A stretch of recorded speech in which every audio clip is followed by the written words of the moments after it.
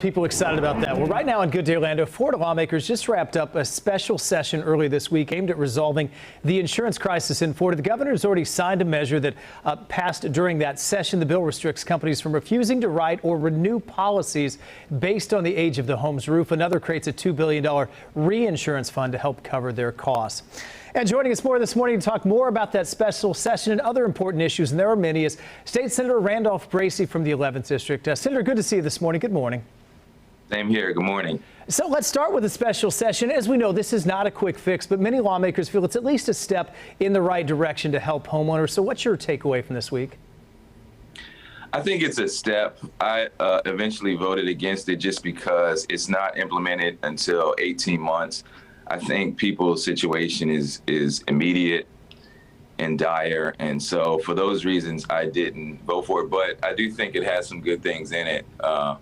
But the problem also is that we just don't know exactly how much consumers are going to save. So we don't know what those premiums will look like. So that's why we had some concerns.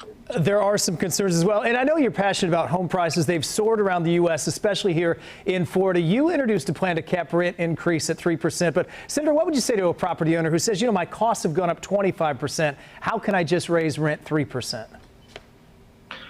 Well, I understand that. Normally, I don't think we would want to put caps on rents because, you know, landlords have a business to run also. But I just think the situation is so dire. People are becoming homeless. I mean, when you're talking about a senior who has a fixed income and their rent is raised $1,500 a month, which is happening. I mean, it's just very hard for them to deal with. So it's not an easy situation for landlords, but also not for consumers either. So I think we have to do something to stabilize the market. Yeah, I mean, we've seen 60% increases, and it is driving people out of their apartments, and it's part of the big inflation problem. We know there's a big debate right now about guns, many praising Florida for changes made after Parkland. Where do you stand? Because we know the two sides are very far apart. What's most important for you in this argument going forward? Well, I think we have to be very careful on who is allowed to get a gun. Obviously, the governor's been talking about constitutional carry that would allow for people to have guns without any kind of paperwork with them, any kind of licenses.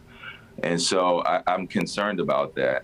And so this is a debate I think we'll probably have pretty soon here. But at the end of the day, I think we need to restrict gun access and at least know who has access to those weapons. Yeah, Senator, when you see in this case, it was an 18-year-old that was able to buy these and obviously had some mental illness, but was not on the radar. I mean, that's part of the problem is you have to identify these problems, because we've seen that a lot where there's a lot of problems in the past and they don't realize that when they walk into a gun shop and buy a weapon.